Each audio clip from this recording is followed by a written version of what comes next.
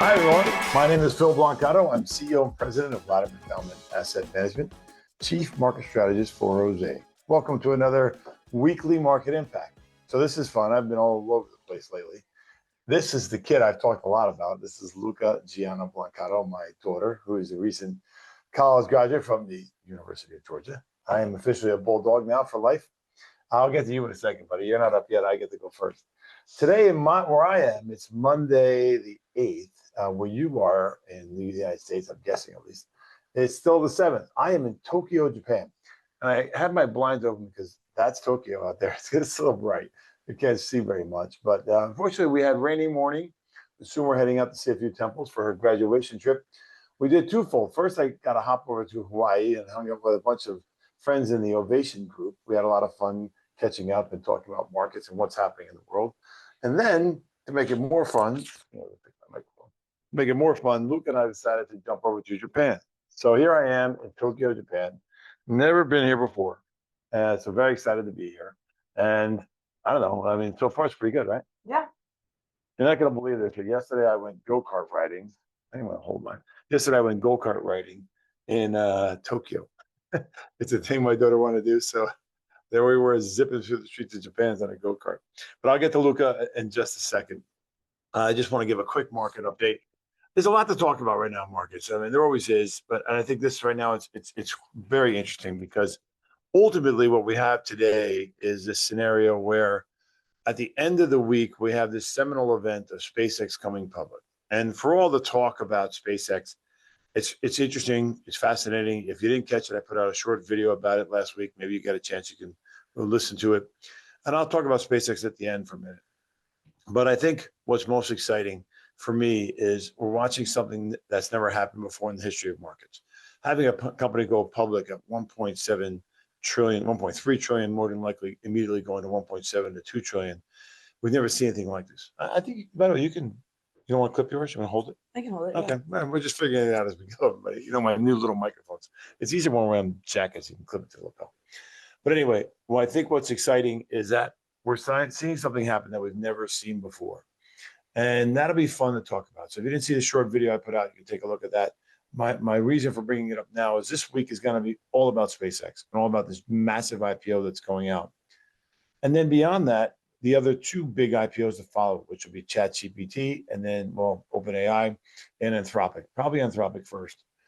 And probably the long story short is watching the S&P 500 become a very tech-weighted index by probably the top 14 stocks are going to represent 60 to 70% of the weighting of the S&P 6 months from now. We've never seen anything like that before. But before that, I want to take a minute to talk about the current markets, because current markets are quite exciting. So while I spent a few days in Hawaii last week for a business trip, incredible. I got a chance to speak to hundreds of advisors who are very dear friends, folks I've gotten to know very well, talk about the state of the economy. I think so often we hear that people are still surprised at how good the U.S. economy is. Could the spillover effect of oil specifically relate to higher inflation and then ultimately have the Federal Reserve hike rates instead of cut rates? That's a possibility. It's certainly a distinct possibility. Are we there yet? No, we're not. The potential's there, but the current strength of the U.S. economy is very incredible. And the reason why I say that, because we just got through an earnings season that was fantastic. An average earnings growth of over 20%, 23%. Margin growth of 13 to 15%, how much companies actually make. And then we had Friday. And what was Friday? Because when you look at what the S&P is up on the year, it's up a whopping still 8.43%. We're only halfway through the year. But before Friday, which was one nasty day, the S&P was down quite a bit, over 4% in one day. We lost 2.55% on the week. It was a tough week. The NASDAQ lost 4.65%. The Dow was basically flat. There was a bit of a rotation for the big tech stocks that have been the high flyers for the month of April and May to small cap stocks, to other stocks, international. But even small caps last week were down 2.91%. Small caps on the year are still up a whopping 14%. So the winners on the year are still about far and away small caps. The NASDAQ was up 19% for the quarter, but still only up 11% on the year behind small caps. It was a really wild quarter so far, with the bulk of it being about tech stocks. International stocks are only up 8% on the year, a little less than the S&P 500. So nothing special going on in international yet. I think that's to come post-war. But then emerging markets are the winner. And why? Why emerging markets do so well? Because the stocks are inexpensive and the dollars basically stayed flat. Why do I bring this up now? Well, I think the reason why I'm bringing it up now is because we've had a really good year. And I think sometimes we get caught up in the euphoria of everything that's happening in the tech stocks. When the reality is right now, I think we're in the middle of going back to where we were in the first quarter, the broadening out of the market. Now, specifically, what we saw last week, there were three data points that were fascinating to me. First off, ISM manufacturing. Manufacturing, again, for now the fifth month in a row, is an expansion. Remember, on a scale of 40 to 60, it came in at roughly 54%, 54. So we haven't seen this strength in manufacturing in years. And I still think it's because of the ability to deduct the immediate capital expense that companies are having by building or adding on the existing facilities. The portion of the bill that was powerful was the ability to grow your company, enhance productivity, whether it's an investment in AI or a new factory that allows you to deduct that expense immediately. And it's bearing fruit. In fact, when we look at manufacturing this last few months, it's really been quite impressive. The million-dollar question we'll talk about for the rest of this year, are we in the middle of a manufacturing renaissance?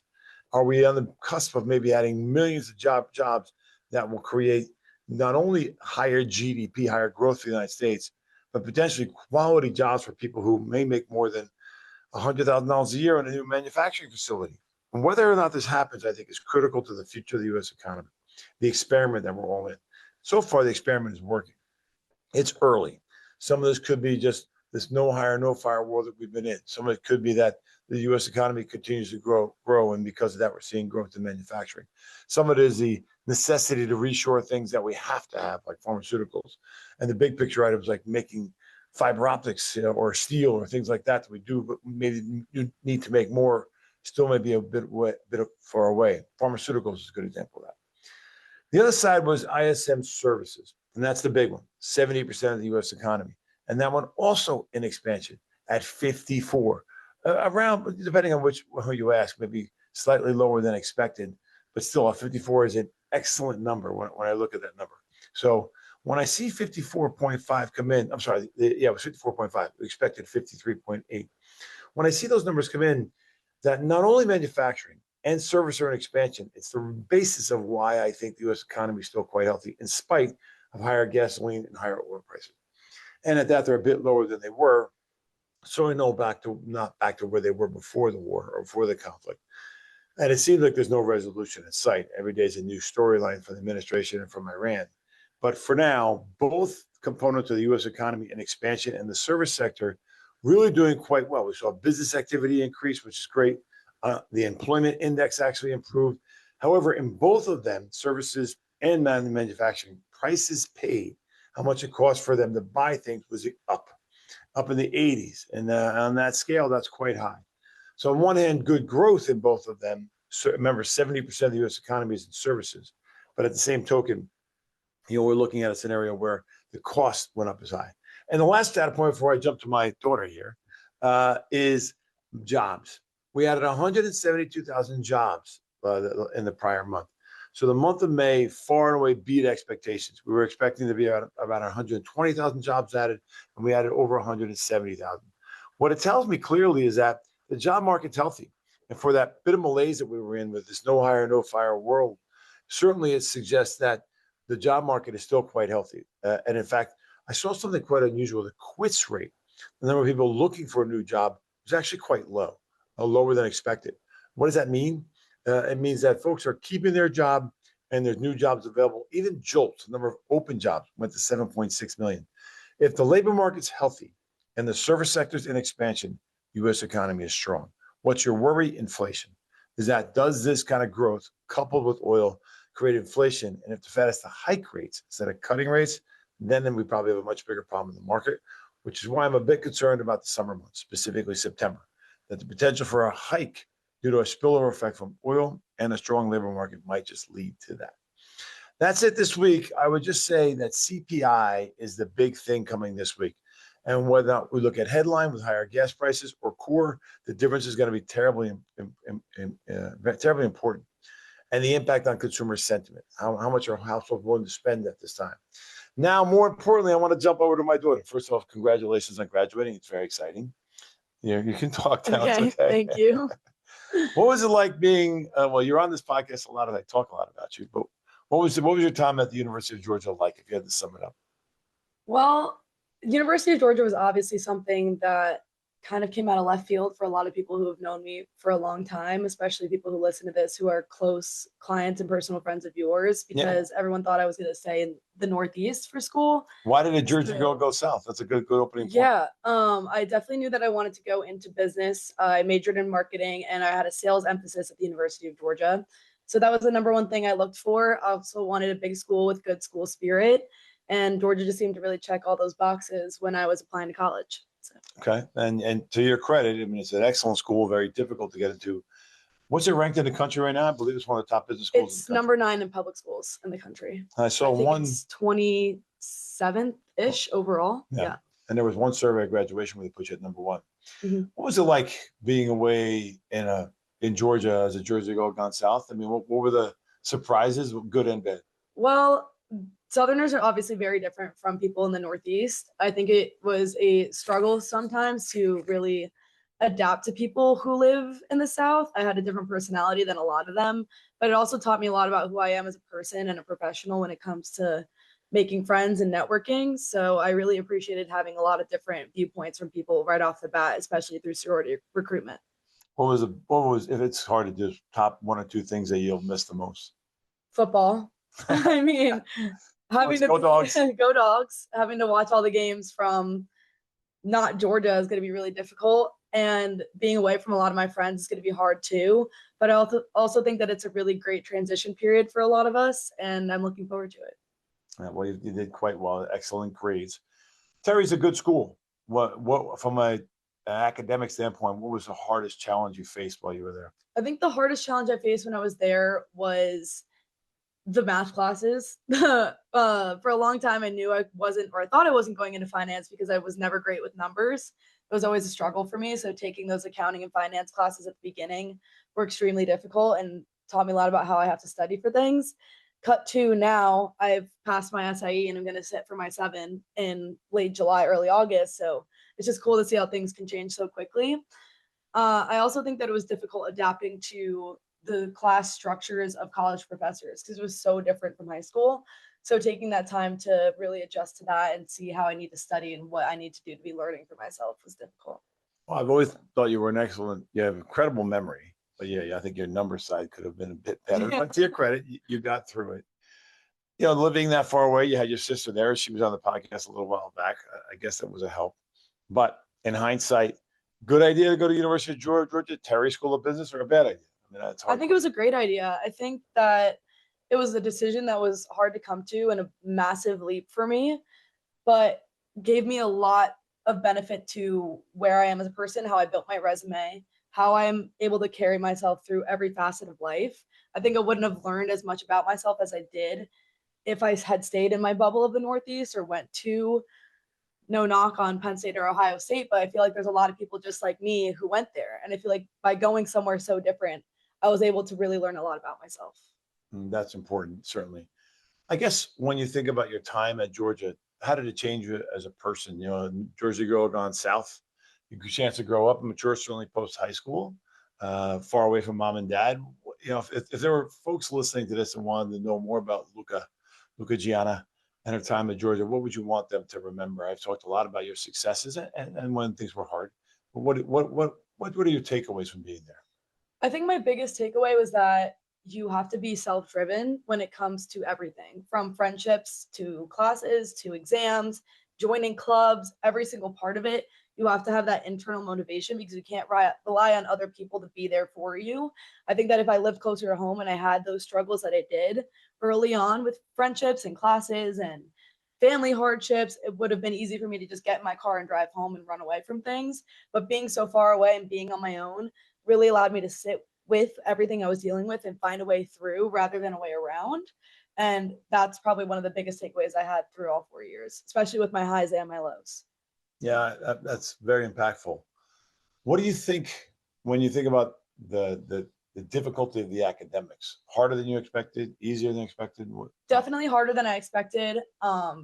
for the timeline for people who don't exactly know, the hardest part of high school, or theoretically hardest part of high school that should have been for me, was smack dab in the middle of COVID. Studying for the SATs, AP exams, applying to college, that was all my junior year, which was the later half of the pandemic. So it was kind of lax for me. I was at home learning. I was not super motivated, as most people weren't, because nobody really knew what to do in that situation. So being thrown right into the deep end of Terry College business freshman year, it was definitely hard to get my feet under me and get running when it came to my academics. But the resources at the University of Georgia are incredible. The professors are definitely there to help you for the most part. You always get the occasional dud, but it was definitely helpful to have a great support system at the Terry College business to help me through that. This podcast is about economics, markets, economy, growth. When I've seen the success at the University of Georgia, the growth of the campus, why is it growing so rapidly? Everywhere you turn around, there's new construction everywhere. What do you think is the cause of that? Everyone's starting to want to get to the SEC. I feel like a lot of people are trying to look for that perfect balanced school between weather, sports, academics, social life, and having that perfect blend. And obviously, I'm super biased, but I think the University of Georgia ranks in the top 3 for that across the country. I think other schools that match it would probably be USC in California, probably, I guess, Ohio State as well. But those bigger schools that have great repertoire and great staff to back it up, as well as good athletics, people want to have the college experience, but also come away from it with a job, an internship, something to back up their time at school. And I think the smartest kids are trying to go to schools that they can make themselves more well-rounded at. And that's causing the boom for the SEC schools like UF and UGA. There's certainly a lot of investment there. You were very successful in your marketing classes, your sales classes, one of the best on campus, and presentations and events. Almost got a chance to go into win that big competition to drive cars for Porsche. You had real success in doing all that. How did you learn how to be such a prolific speaker? And then more importantly, well, you are very good at it. And more importantly, your motivation in sales. For people who are listening to this and maybe have kids or grandkids, you're very good at that. And I think it's your strongest set. What advice can you give people who want to be in marketing or sales? Yeah, well, if you want to be in marketing or sales, public speaking is absolutely the foundation of all of it. I learned how to be good at public speaking because of you, obviously. That's me. Every single time we went to an event together, or we had a family event or a function we were at, you would make me get up in front of people and speak. And it made it so that when I actually had to do it in an academic setting, I knew how to do it naturally instead of being afraid to do it. I know far too many people my age who are still afraid to get up in front of people and speak are preparing too much or preparing too little and just letting nerves get the best of them. So that's definitely an asset that I have that I would try to instill into everybody if I could. For marketing, I always knew that's what I wanted to study and who I wanted to be from high school early on, Mrs. McNish's class. I knew that I wanted to do the creative side of business. I've always been a problem solver and a thinker in a more right brain situation. So I knew marketing was the path. And then when you get to University of Georgia, this is probably different at a lot of different business schools. You have to pick an emphasis. So your marketing classes have a focus of what you're going to be studying. I started with digital media, and I took my first social media marketing class and realized I truly hated it. I didn't like the way social media is blended to get people sucked in, get people to buy things, an algorithm that keeps you attached. And I didn't want that to be my career. Unfortunately, marketing is not the same as it was even 4 years ago when I decided for it to be my major. So I switched to the sales emphasis, had no idea if I would like it, no idea what the classes would look like. I've heard it was really difficult. Got to my first day and I remember calling you on my way out of class and being like, this is what I want to do for a living. This is exactly what I want to do. It's problem solving, it's speaking, it's being a people person, which is a big part of my personality. And it just kind of felt like the right fit. You are a people person, that's for sure. Sorority life. I mean, that was a whole thing, when for people who are thinking about going there and might listen to this podcast, you recommend it. What do you think? I think it's definitely beneficial to rush. I would definitely be, if I had to do it all again, more careful in where I chose my sorority. I do love a lot of the people that I rushed with. It was great to be with Marcella in my sorority for the time I was there, but all of my best friends I left college with were in a different sorority than me. So it just goes to show you that there's people everywhere that you're going to connect with. And don't put yourself in a box just because you think you might fit somewhere. I remember rushing Gamma Phi at the beginning because the president was from New Jersey. I was like, wow, I'm definitely going to fit in here. Cut to, I probably could have fitted better somewhere else, but I still had a great time there. And by the way, you and I both share the same habit of talking really fast. I think you talk faster than I do. I think I do. I think that For the folks out there who get mad at me for talking too quickly, Yeah, sorry. I'm This is who we worse. are. I'm even worse. You are worse. Yeah. It's okay. You'll have it. You'll use to advantage or disadvantage at times. Yeah. Any regrets looking back? Regrets, probably not putting myself out there even more at the beginning. I think, again, I tried to put myself in a box with the people I lived on my floor with, the people that were in my sorority, and didn't really make massive attempts right off the bat to meet a ton of new people. But it ended up working out in the end. Everyone has their own path. So I think I probably would have wanted to do sales quicker on and be in more sales oriented clubs early on as well. But I also didn't figure out that's what I wanted to study until early my junior year. So I think that's terribly important that you recognize that. And I guess when you look back, well, I mean, we talk about what you missed, but something you'll carry forward with you for the rest of your life. Like what is it when you think what's going to help you launch your life from here? adaptability. I feel like that's the biggest thing I took away from UGA. I got rejected from some exclusive clubs. I got into some exclusive clubs. I did well in one class or I did terrible in another class. I thought I made some great friends who weren't the right fit for me, and then I made some even better friends. So it's all about pivoting and realizing that you will find your direction no matter what. It just might take you a minute to get there, as long as you figure out a plan, stick to it, and make sure that your goals are set for your own specific intentions rather than what you think other people are going to want out of you. That's a good point. Success and failure, right? Mm-hmm. Any advice for any of the kids? Last thing, wrap it up. Anyone who is in high school or thinking about applying to UGA, they look for well-rounded students. So definitely focus on not just your AP classes, but as well as leadership roles, clubs, etc. That's also a great way to make friends, great way to meet new people, and set you on the right course for who you're going to be in college. I would say don't spread yourself too thin as well. Find a few things you're really good at, you really like, and stick to that. Because when you go for internships and jobs, it's more important to see that you have a through line of things that you stuck with rather than that you tried a bunch of things and your resume is incredibly long, but you're only members of certain clubs. You want to have a progression there. So, I mean, that's what helped me. Be a part of different things for sure. Yeah. And my Got it. yeah. Your next steps. Off you go. You're a graduate now. You left me. You have to go back and finish cleaning up her own apartment. She's not done moving out yet. Yeah, I need to go back. Yeah, I did okay. You went to Europe for a couple of days and Hawaii for a couple of days, and here we are together in Japan. And Yes. we started in Tokyo the last couple of days. We got here 2 days ago now. Mm-hmm. We're here for another day, and then we head to where are we going next? We go to Hakone tomorrow, and then Kyoto, and then home. And from Kyoto, we visit Osaka. Yes. We visit Nara. Yeah. So lots of fun. And the most crazy part about it is we leave Saturday night, the 13th from Tokyo, and arrive in Newark Saturday night, the 13th. Mm-hmm. Quite incredible.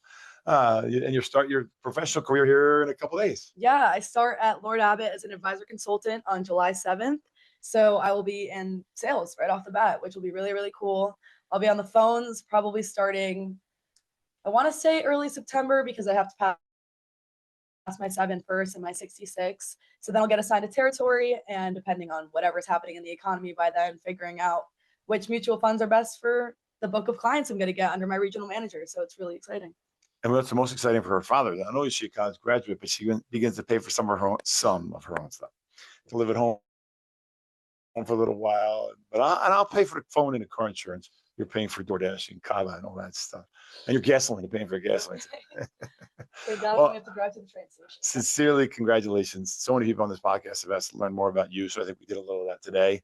I'm very proud of you, obviously, to get out of that school, which is a very hard school with great academics, and have a job and make friends and become an even more well-rounded person in our time together here in Tokyo. I'm looking out my window at this gigantic city. It's a very business-like city, very clean, incredibly clean, but it's very organized. And it's a place I highly recommend to come see. It's massive. It's a big place. We did go, like I said. What is it? You fit like 20 Manhattans in Tokyo? We looked, it said 34 Manhattans inside of Tokyo. That's how big it is. It's a big place. Well, congratulations. And I hope you the world of success. And I hope, you're on to bigger and not better things, but different as you begin your next phase of life. I think the last cool birthday is 25. After 25, they're not cool anymore. 25, you're a full adult. So you got 3 years. Listen, I'm closing in on 60. So what are you going to do? It's all good. At least we got there. At least I'm getting it. It's time for that really fun part of the broadcast. I think I told you about this. We do a shout out of the week. Okay. So mine is really easy. I know who mine is. Do you have somebody in mind you want to give a big shout out to, that whether it's a political person, somebody who you care a lot, or it could be Aaron Judge of the New York Yankees down to Mother Teresa, or no one. You don't have to have one. I think my shout out of the week is probably going to be more of a group of people than actually a person. I like that. For a lot of you who probably listen to my dad's podcast and are keeping up with the world, unemployment is insanely high for my graduating class. There's so many people who are still struggling to find jobs. And I have a couple of really great friends of mine who are all currently actively interviewing and applying to a lot of really cool places and are kind of making their way as well. I'm super blessed that I'm able to have a job and start it in July. So my shout out is going to everyone who's still grinding after graduation, taking their SIEs now, studying. My friends, Luke, Jack, Adriana, and Bree specifically are all pretty much on their way to solidifying something in the next couple of weeks, hopefully. So I think that's going to be my shout out. I like that. You have a good group of friends, and you're right. Some of them, I wish them well, and that they, Adriana and Jack specifically, your buddies, hopefully they find a spot, and off they go. Mine is you. Congratulations, buddy. My shout out of the week is easy one. Congratulations. You deserve it. You finished strong. You had great last semester. Really a wonderful 4 years, ups and downs for sure, no doubt about it, but you handled it. It's part of the learning process. And, whenever folks meet you out there in the world, they're always impressed by how articulate you are and how easy you are to talk to and how knowledgeable. So for that, you got it done. That's saying a lot. You showed up, you rang the bell. Literally in Georgia, you ring a bell when you graduate and you walk through an archway.